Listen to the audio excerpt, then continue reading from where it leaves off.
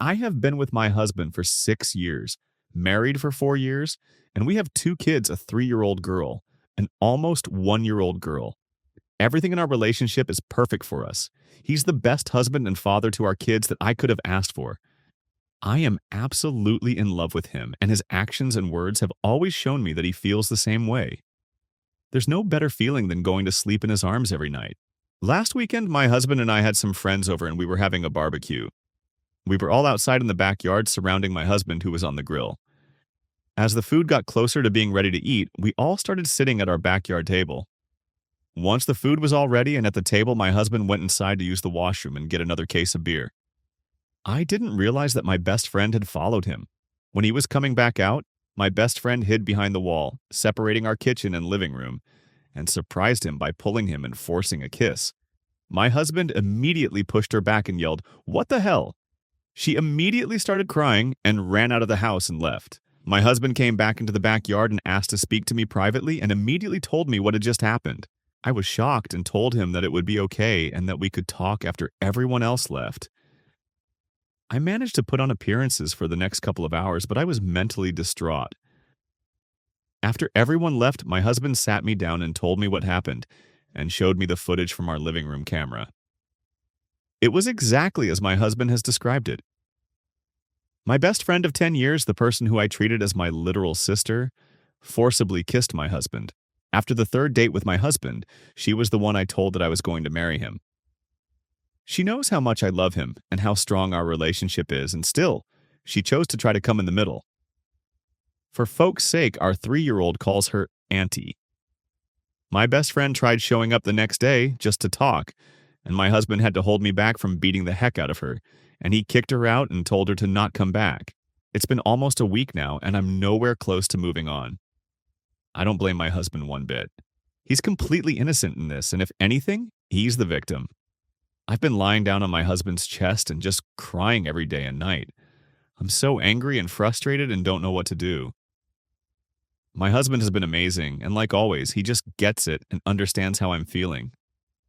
He brought me flowers almost every day and cooked my favorite meals multiple times in the last few days. I love and appreciate him all the more for it. I just don't know how I'm going to move on and trust any of my friends again after this. Some comments. You move on from that friendship and tell her not to contact you. There's no way she can explain it and you just can't trust her anymore. Make sure you're also treating him with the same care. It seems you guys have a good relationship, so I'm just saying this because he was a victim of assault. What a shitty situation. I hope you're both able to heal from this ridiculous betrayal. Update. After reading a lot of the comments, I realized that it was possible that my husband was having an affair with my best friend, and he knew about the camera and acted accordingly to make sure I didn't suspect an affair. Her running out of the house crying, my husband showing me the footage before I asked, and his love bombing would all make sense if he was cheating with my best friend. I can't be with a cheater, and I had to make sure my husband was loyal to me. On a side note, I made sure that my husband was okay and well after being forcibly kissed, and he said he was fine and he didn't feel assaulted and it was just a kiss. He said that he was just worried about me because he knew how much this friendship meant to me. Over the weekend, I looked through my husband's phone and laptop while he was doing yard work. Both of us have full access to each other's phones, and I didn't find anything out of the ordinary in my husband's phone. I checked his messages, WhatsApp, social media, and deleted messages folder. There was nothing suspicious on his phone or laptop. This morning, after my husband left to go to work, I arranged for our next-door neighbors, a friendly, elderly couple, to watch the girls for a couple of hours, and I went to my best friend's place without telling her I was coming. She works afternoon shifts, so I knew she would be there in the morning. She let me in and she seemed scared, and I demanded to know the truth. She said that she had always been really attracted to my husband, and she had tried making advances before, but my husband always just shut her down. She admitted to being jealous of me and my perfect life with my husband. I should have seen the signs earlier. When our firstborn was learning to speak, my best friend would always try to get her to call her mama. When she held our daughter for the first time, she accidentally sat in my husband's lap.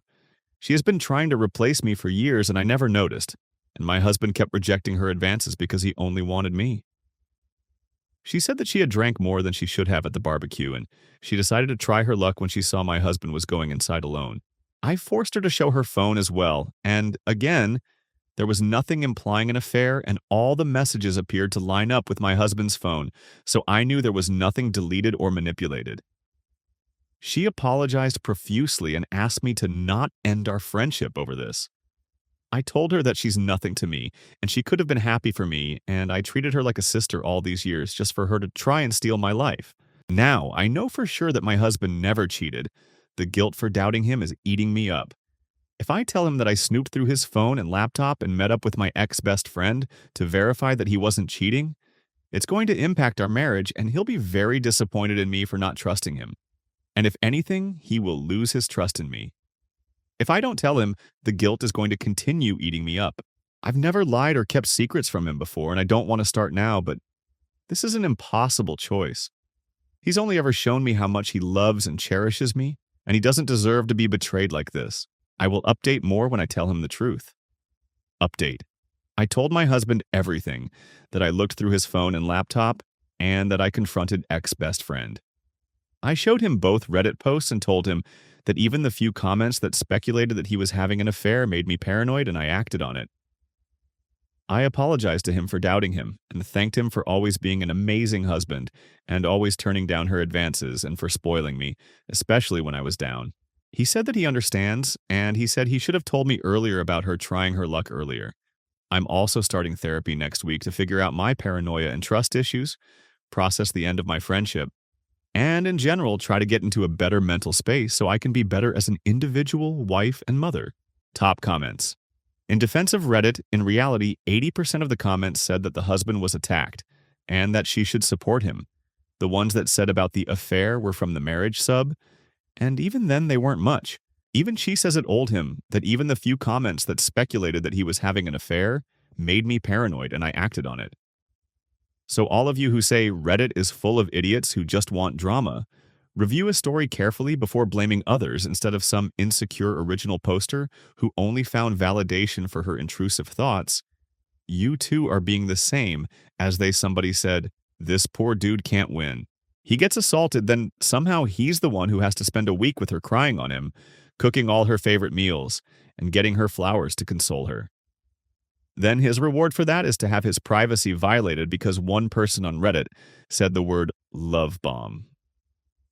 Girl sounds about as resilient as a piece of wet toilet paper. I'm a 32-year-old man who just recently proposed to my girlfriend of 2 years, Bella, 30, like a month and a half ago. And it feels like the second the ring got on her finger, her attitude and behavior took a total 180. The entire time we were dating, we seemed exceptionally compatible, and at least it seemed we shared common beliefs and morals. 7 weeks ago, I proposed, and she said yes, and I felt like it was the happiest moment for the two of us. But not even a week later, it's like her attitude totally flipped. I thought I knew all her friends, but one day I came home, and there were 6 women I've never seen before, and Bella introduced me to them. I was curious as to why I was just now meeting them, when I already met Bella's 2 best friends, Michelle and Octavia, both not present, over a year and a half ago. Bella said she wanted to make sure we were a sure thing before I met her inner circle. I found this strange, not to mention it was a weeknight, and they were quickly draining my wine rack of wine. Bella still had her own place, but she stayed with me so often she practically lived there. Still, I found it incredibly rude when they left, with 4 empty bottles of rosé in their wake. I tried to talk to Bella about having uninvited guests on weeknights, and she dismissed my grievance very flippantly. More than that, she brushed me off. The following weeks, she went out with the girls several times, and when she brought the girls to my place, twice without notice, once with notice to appease me, her words, they all treated me like a butler, shaking their empty wine glasses at me for refills. After the 4th time, I made it clear that I will get a locked wine rack. Bella just called me no fun after that. It gets worse. Bella decided me and the girls got off on the wrong foot and said we should have dinner together at a nice restaurant. Well, I went, and it was not great. The 6 kept prodding me about my life, my house, my career, but deflected every question I asked. It got especially bad at night when they started talking about modern relationships and jealousy, and one of them brought up some key points about relationships that I thought Bella and I were on the same page about, specifically what-ifs regarding polyamory and being friends with exes. To my shock, Bella said we shouldn't be too hasty on such decisions, which was a total 180 to how she expressed herself on these things only a month prior, where she was vehemently against keeping ex-intimate partners in friend circles and was staunchly monogamous. The worst part was when the bill arrived, Bella announced it should be together and slid me the check. I told her she can't be serious, and we got into a bit of an argument. I ended it by putting my amount down in cash and walked out, leaving them to figure out the rest of the bill. The next few days after that, Bella kept calling me toxic and fragile, but every time I even pushed at it, she would give an apology and promise she was just stressed at work. It's nuts. We haven't even planned the wedding yet. The worst part was this Monday, when at work, I got a Nest doorbell alert, checked and saw Bella and one of her 6 new friends arriving at my place, going in and exiting with my golf clubs. This set was a gift from my father, and it cost a pretty penny too, so Bella lending it out without my permission got me pissed. I immediately called Bella and told her and her friend to return the clubs. Bella tried to gaslight me with, "But you promised to lend the clubs to her boyfriend, remember?" I told her the club's cost would move it into a serious crime, and her friend had an hour to return them, or the cops would be called. Bella kept insisting she got my permission, and I told her to cut the crap. Well, not 45 minutes later, I got another notification of Bella and her friend coming back with the clubs and going inside, leaving them. Bella's friend flipping off the Nest doorbell on the way out. I got home and saw Bella's friend literally just threw the clubs and back on the living room floor. Bella tried to talk to me about my toxicity again, and I told her again to cut the crap. I said if I knew this was how she was, I would have never proposed. That seemed to freak her out, and she again insisted that she was stressed from work, but I wasn't buying it anymore. I told her to return the ring and her key, and we would talk about our relationship this weekend. She cried and begged me not to cancel the engagement and insisted that it was just stress. I told her again, we will talk about it this weekend. She finally relented. I had my house rekeyed anyway after she left, just to be safe. Bella has been texting me constant messages of love and apologies for getting swept up, and insisted she was only wanting to show me off to her close friends. I don't know. I'm just not buying it. The same close friends have been sending me texts daily, calling me toxic and fragile again, saying they knew I wasn't man enough for Bella or secure enough to share her with friends.